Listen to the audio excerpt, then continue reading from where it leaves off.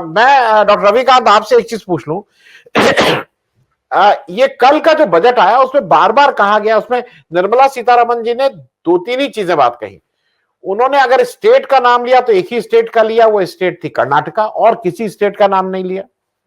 उन्होंने अगर एक किसी जात विशेष का नाम लिया तो आदिवासी आदिवासी, उन्होंने कई बार आदिवासियों के लिए शिक्षक करेंगे, हम 700 स्कूल खोलेंगे, 8,800 शिक्षक करेंगे। फिर ये सरकार बार बार कहती है कि भाई द्रौपदी मुर्मू जी राष्ट्रपति हैं, पहली राष्ट्रपति देखिए, पहली राष्ट्रपति देखिए। लेकिन एक चीज बताइए डॉक्टर रविकांत, एक सोनम वांगचुक नाम का एक व्यक्ति जो आदिवासी है, वो अपनी जान देने पे उतारू है भाई, उनको शेड्यूल 6 में आना है, इनके रिकमेंडेशन सब हैं। बड़ा मतलब बड़ा एक कद वाला नेता है, मैग्सेसे अवार्डी है, उसकी जान की फिक्र नहीं है।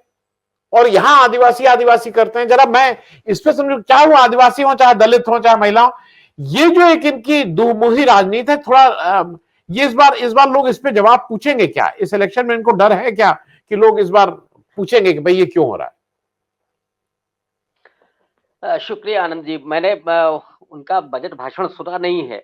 अगर उन्होंने आदिवासी शब्द का इस्तेमाल किया है तो मुझे लगता है कि थोड़ा-सा परिवर्तन किया है आरएसएस और बीजेपी नहीं, ने अपनी अंग्रेजी बोल रही थी।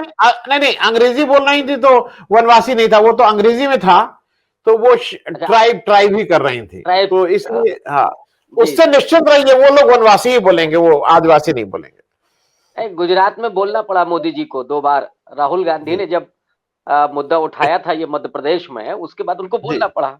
जी। ये बिल्कुल बहुत जरूरी सवाल है कि जिन आदिवासियों पर उनका फोकस है, ऑब्वियस है कि उनका फोकस सिर्फ वोट बैंक के लिए है, वोट हासिल करने के लिए है, और इसीलिए उन्होंने द्रौपदी मुर्मू जी को राष्ट्रपति बनाया। लेकिन अभी 26 जनवरी को ही हम लोगों ने देखा, एक ऐसा वीडियो आ रहा था जिसमें राष्ट्रपति जी को आगे होना चाहिए था। तमाम जो विदेशी लोग आए थे उनसे परिचय करने के लिए, मोदी जी उसमें भी उनको पीछे करके आगे बढ़ गए। तो प्रधानमंत्री ऐसे अवसर पर भी, जब गणतंत्र दिवस है या स्वतंत्रता दिवस है, उस समय मुझे लगता है वो तो प्रोटोकॉल होता होगा बाकायदा कि राष्ट्रपति ही उसमें आगे रहेगा, लेकिन उसमें भी उन्होंने अवमानना की और अपने ब्रांड को उन्होंने आगे रखा। तो असल में द्रौपदी मुर्मू जी को राष्ट्रपति चुनते समय उनके ध्यान में क्या है, ये हम सब जानते हैं। और अगर वो आदिवासियों को लेकर के बात कर रहे हैं, या फाइनेंस मिनिस्टर ने जो बात की, तो वो केवल जो 7.5-8% जो वोटर है, उस पर उनका ध्यान है। और इस समय चुनाव भी है, छत्तीसगढ़ में है, मध्य प्रदेश में है, राजस्थान में है, जहाँ पे आदिवासियों की संख्या ठीक-ठाक है। लेकिन जो आपने बुनियादी सवाल उठाया, और उन व्यक्ति पर जो रमन मैग्सेसे अवार्डी हैं, उन पर थ्री इडियट्स जैसी बहुत लोकप्रिय फ़िल्म आई, पूरा देश ने उस व्यक्तित्व को जाना उसके ज़रिए। लेकिन आज वो व्यक्ति आज जान पर खेल करके वहाँ आंदोलन कर रहे हैं, लेकिन सरकार के कान में जूं नहीं रेंग रही है। ये बेहद असंवेदनशीलता, और वो जो राहुल गांधी ने कहा था, मैं उसी शब्द का इस्तेमाल करूँगा कि वो उसको जंगली ही बना देना चाहते हैं, जब वो वनवासी कह रहे हैं। उनकी नज़र में वो आदिवासी इंसान नहीं है, वो एक वोटर है, राजनीति में केवल, और बाकी समय वो जंगली उनको बनाए रखना चाहते हैं। और इसीलिए जब वो शिक्षण संस्थानों की बात कर रहे हैं, तो बजट में देख लीजिए आप, एजुकेशन का बजट कम हुआ है बजाय बढ़ने के। तो बेहतर होता है कि बजट बढ़ा करके सिर्फ आदिवासी क्षेत्रों में ही नहीं, बल्कि जो ग्रामीण क्षेत्र हैं वहां पे भी कुछ और शिक्षण संस्थान खुलते, जैसे कस्तूरबा विद्यालय खुले थे, या और भी नवोदय विद्यालय राजीव गांधी की परिकल्पना थी, जिसने ग्रामीण क्षेत्र से आने वाले स्टूडेंट्स के लिए, चाहे वो आदिवासी हो, और उसमें आप देखिएगा नवोदय और कस्तूरबा विद्यालय में आदिवासियों की संख्या बहुत अच्छी है, दलितों की संख्या बहुत अच्छी है, और उसमें जो गरीब सवर्ण है उसकी भी संख्या बहुत अच्छी है। तो जो बिल्कुल निचले तबके पर खड़ा हुआ, हाशिए पर खड़ा हुआ व्यक्ति है, उसके बेहतर एजुकेशन के लिए ये प्लानिंग्स लेकर के कांग्रेस पार्टी की सरकार, उसमें राजीव गांधी और उसके बाद जब यूपीए गवर्नमेंट थी, वो लेकर के आए। तो ऐसा अगर कुछ लेकर के वो आते तो निश्चित रूप से हम लोग भी स्वागत करते। अब देखेंगे आगे क्या कुछ ऐसा वो कर रहे हैं, या सिर्फ ये भी जुमला है, क्योंकि चुनाव है कुछ राज्यों में जहां पे आदिवासियों की संख्या अच्छी है या वो वास्तव में करने के प्रति ईमानदार हैं, ये कुछ ही दिनों में दिख जाएगा आपको। वैसे हो तो यही रहा है 2014 से, 2 करोड़ रोजगार, 15 लाख, भ्रष्टाचार खत्म हो जाएगा, काला धन वापस आ जाएगा और 2022 में किसानों की आमदनी दुगनी हो जाएगी। कितने गिनाऊं में? तो वो तो सारा ढाक पे 3 पात हो गया, वो तो सब जुमला साबित हो गया। तो ये भी वो, अब आप देखिए टैक्स रिबेट में देख लीजिए कि 7 लाख तक कोई टैक्स नहीं देंगे लोग, और उसमें क्या खेल किया गया है। अब लोगों को, आज जो लोग समझ रहे हैं, अभी भी मैं जिनसे बात कर रहा था, आपके यहाँ आने में जो देरी हुई, वो टैक्स एक्सपर्ट थे, तो वो बता रहे थे कि ये सिर्फ और सिर्फ जुमला है, इसमें इससे किसी को फायदा नहीं होने जा रहा है। तो ऐसे तो सरकार ये चल रही है। तो हम आप जो सवाल उठा रहे हैं जिन आदिवासी जो कार्यकर्ता हैं उनके बारे में, तो असल में उनका कोई इरादा नहीं है, वो सिर्फ और सिर्फ दलितों को वोट के रूप में इस्तेमाल करना चाहते हैं। जी नहीं, मैं प्रोफेसर रविकांत, एक प्रश्न और मैं इसके साथ पूछ लूं आपसे, क्योंकि आप पढ़ाते भी, इसलिए मुझे ये बताइए, जैसे रामचरितमानस है, और रामचरितमानस जब होती है गांव में, कम से कम जब होती है, तो जो जो उसकी मंडली आती है जो उसको कराने, शहर में भी, उसमें जो जितना मैंने कहा उसमें सबसे ज्यादा दलित होते हैं, क्योंकि वो जो ढोलक बजाना, गाना, मजीरा बजाना और कस कस के गाने, अगर आज मान लीजिए चंद्रशेखर जी ने या स्वामी प्रसाद मौर्य ने उसकी कुछ लाइनों को लेके कुछ एक बहस की है, तो बहस करनी होनी चाहिए। मुझे ऐसा लगता है कि उस पर भी बात होनी चाहिए। उसको सिर्फ कारपेट के नीचे कर देना है इसको, और फिर अगर ऐसा कहा तो कोई कह रहा है मैं 1 लाख रुपया दूंगा, तो एक थप्पड़ मारोगे तो मैं 2 लाख रुपया दूंगा। तो ये अजीब अजीब के बेवकूफी की बातें, ये तो पढ़ो लिखी बातें नहीं है। मैं इसलिए इस बात को कह रहा हूं कि मैंने जहां पे भी देखा है, जो भजन मंडलियों, जो रात में, खास करके अखंड रामायण को जो रात में जो लोग पढ़ते हैं ज्यादा, जिसको कहते हैं कि रात का सबसे मुश्किल है, वो मेरी जितना वो सब पिछड़े या दलित ज्यादा होते हैं। अगर 10 हैं तो उसमें 6-7 वही सब होते हैं। तो मैं ये पूछना चाह रहा हूं, इसमें चर्चा करने में क्या दिक्कत है? क्यों नहीं इसमें चर्चा? आपके हिसाब से चर्चा होनी चाहिए कि नहीं? मैं तो हिंदी का विद्यार्थी हूं और हम लोग तो चर्चा करते रहते हैं।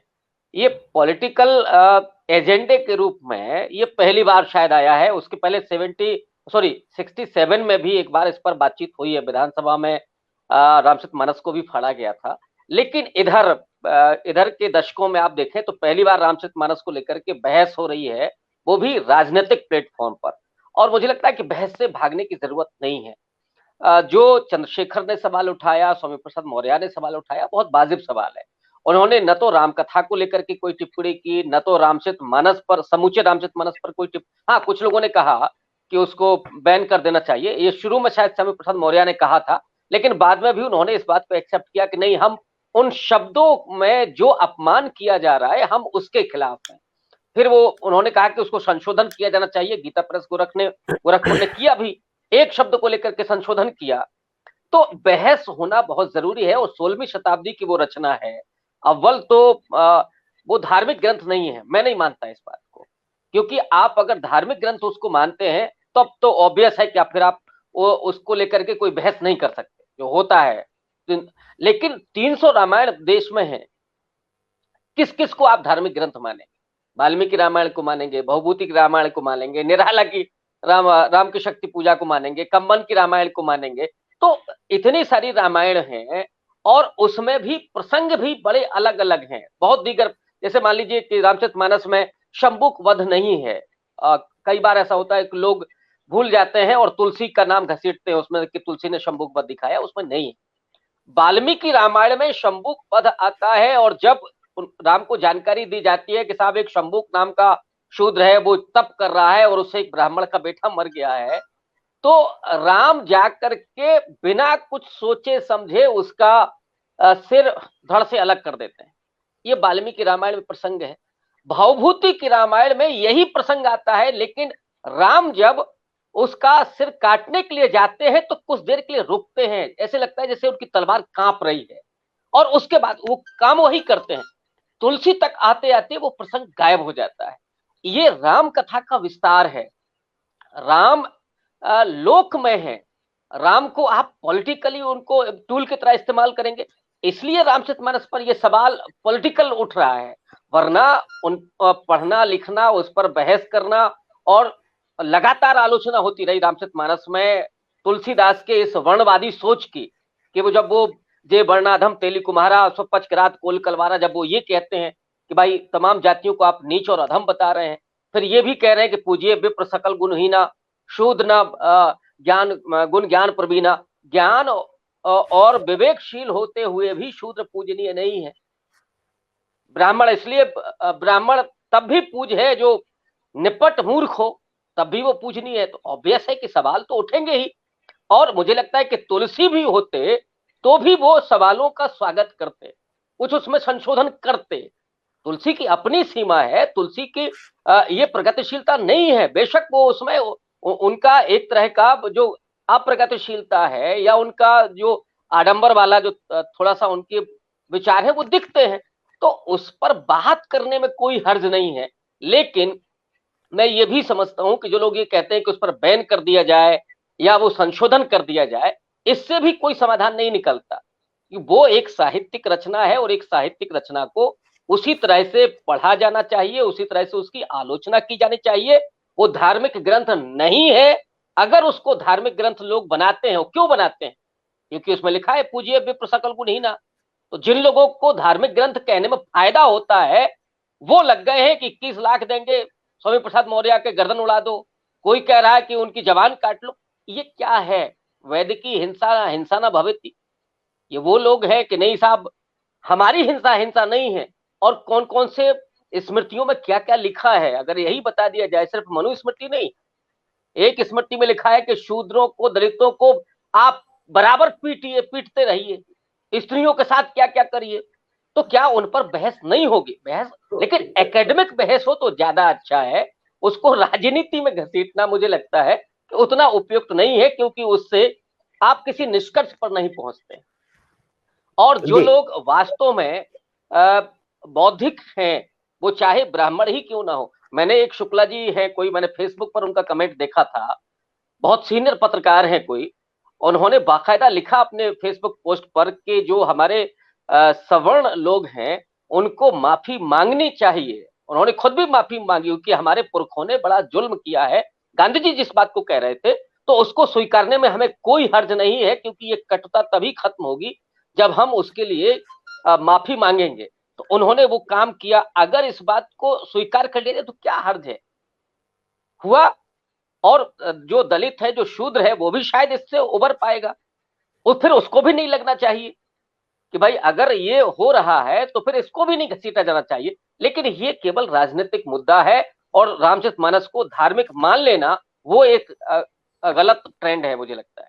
जी, मैं इस चर्चा का अंत डॉक्टर प्रोफेसर रविकांत हैं, पढ़ाई लिखाई की बात के साथ करना चाह रहा हूं, इन सब चीजों से हटके, क्योंकि मेरे दर्शकों को भी कभी कभी मैं भी कुछ चीजें ऐसी समझना चाहता हूं, दर्शक भी समझना चाहते हैं। प्रोफेसर साहब, एक चीज मुझे बताइए, जो हिंदी का जो सबसे जो गोल्डन पीरियड कहा गया हिंदी साहित्य का, वो भक्ति काल को कहा गया। भक्ति काल का एक और उसमें बहुत अच्छा लिखा गया, लेकिन वो पूरा भक्ति काल तो शासक मुसलमान थे उस समय देश के। तो ये भक्ति का मतलब, ये शासक मुसलमान जिनको आज हम कहते हैं कि भाई वो तो हमारे ऊपर इतना अत्याचार करते थे, लेकिन पूरे जब आप हिस्ट्री पर डालिए तो आपको एक भी मास कन्वर्जन का कहीं आपको नहीं आता है कि कहीं सामूहिक रूप से सबका उन्होंने धर्मांतरण किया हो। भक्ति काल भी उसी पीरियड का है जिस पीरियड में मुस्लिम, इस देश के मुस्लिम शासक थे। ये क्या था? ये टॉलरेंट सोसाइटी थी कि ये क्यों ऐसा कैसे हो पाया? आज हम लोग एक दूसरे को सहने को नहीं तैयार है। हाँ, डेफिनेटली। और कबीर को थोड़ा देखिए, तुलसी के पहले सिकंदर लोदी के समय पर कबीर हैं, बनारस में वो बैठ करके जो बात कह रहे हैं, काकर पाथर जोर के मस्जिद लही बनाए, ताचढ़ी मुल्ला बाग दे क्या बहरा हुआ खुदाए। उस समय जब सामंती शासन है, राजशाही है, उस समय कबीर का ये कहना। और इतना ही नहीं, और भी कई ऐसी दोहे हैं उनकी, कई ऐसी साखियां हैं जिसमें वो पूरे मुल्लाबाद को कटघरे में खड़ा करते हैं, उसकी तीखी आलोचना करते हैं। और उतनी ही आलोचना वो पुरोहितवाद की करते हैं, ब्राह्मणवाद की करते हैं, वर्ण व्यवस्था की करते हैं। तो जो धार्मिक कट्टरता है और जातिगत जो भेदभाव है, उसको लगातार कबीर ने टारगेट किया है, उसकी आलोचना की है। रैदास भी वही काम करते हैं उसी बनारस में बैठ करके। उसी बनारस में तुलसी भी है। तुलसी ने भी जो लोग कहते हैं कि मार खाई थी ब्राह्मणों से कि संस्कृत में नहीं लिख रहे हैं, वो अवधी में लिख रहे हैं, तो ये भी एक उसी का हिस्सा है। रहीम के साथ दोस्ती है तुलसी की, और वहां से लेकर के कुंभन दास को तो बाकायदा बुलाया गया था, तो उन्होंने कहा कि संतन को कहा सीकरी सो काम, और वो कैसा आवत जात पनहिया घिस गई बिसर गए हरि नाम। तो इतना तीखी आलोचना करना कि हमें सिर्फ इतना मिला कि हमारी जो पनहिया है वो घिस गई, तो हमसे क्या लेना देना है राजशाही का। लेकिन महत्वपूर्ण ये जो आपने कहा कि उस समय जो राज सत्ता थी वो उस तरह से लोगों को टारगेट नहीं कर रही थी, और ये तो तब भी मुझे लगता है कि उस पर भी विचार किया जाना चाहिए कि औरंगजेब सबसे बड़ा खलनायक आज माना जाता है कि जिसने बहुत सारे मंदिर तोड़े, और ये बिल्कुल सही है, लेकिन उसके साथ साथ 2 मस्जिदें भी तोड़ी औरंगजेब ने। और आश्चर्य इस बात का है कि जब औरंगजेब ये सब कर रहा है तो दारा शिकोह जो हिंदू धर्म या जो उपनिषदों का अनुवाद कर रहा है उसके साथ ना जाकर के जसवंत सिंह और मिर्जा राजा जयसिंह जैसे राजपूत वो औरंगजेब के साथ खड़े होते हैं, दारा शिकोह के खिलाफ खड़े होते हैं, और 5000 मनसबदार अकबर से ज्यादा हिंदू वो औरंगजेब के समय पर है। तो अगर जो लोग ये कहते हैं कि औरंगजेब ने बड़ा हिंदुओं के साथ अत्याचार किया, तो मुझे लगता है कि फिर उसमें शामिल इनको भी करना चाहिए।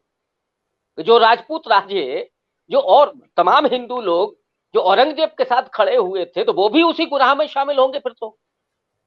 दरअसल ये नैरेटिव है, ये नई इतिहास लिखने की जो कोशिश चल रही है कि उसमें महाराणा प्रताप हल्दी घाटी के युद्ध में नहीं पराजित हुए थे, बल्कि उन्होंने अकबर को हराया था। ये जो नैरेटिव या इस तरह से इतिहास लिखने की जो कोशिश हो रही है, बेशक लिखा जाना चाहिए।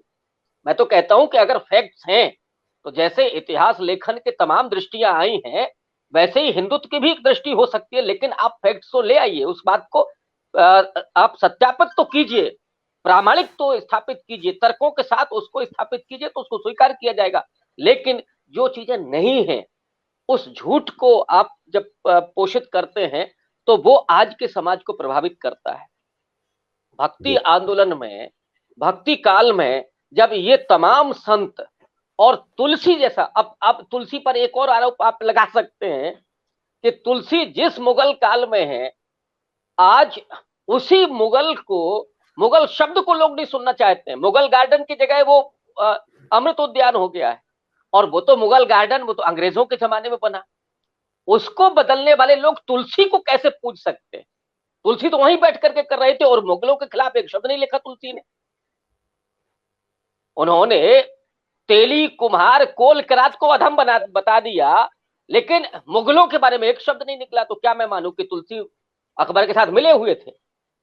ये जो इतिहास का डिस्कोर्स है, उस डिस्कोर्स को उसकी आलोचना करना, उसको समझना, उसकी व्याख्या करना बहुत अच्छी बात है, ये होना चाहिए, लेकिन उस पर राजनीति करना और झूठ पर राजनीति करना मुझे लगता है कि वो ठीक नहीं है। इसलिए मैंने कहा था कि रामचरितमानस पर बहस हो, लेकिन उसको प्रतिबंधित करना, उसमें से क्यों निकाल देंगे तो फिर बहस ही नहीं होगी। तुलसी की वो मानसिकता है, उससे क्यों भागा जाए? अगर वो वर्णवाद के समर्थक हैं तो हैं, अगर वो ब्राह्मण को श्रेष्ठ मान रहे तो है, उसके लेकर के आलोचना होती है। स्त्रियों और दलितों के लिए, वो शूद्रों के लिए कहते हैं इनको पीटा जाए, तो भाई लिखा रहने दीजिए, उस पर बहस होने दीजिए।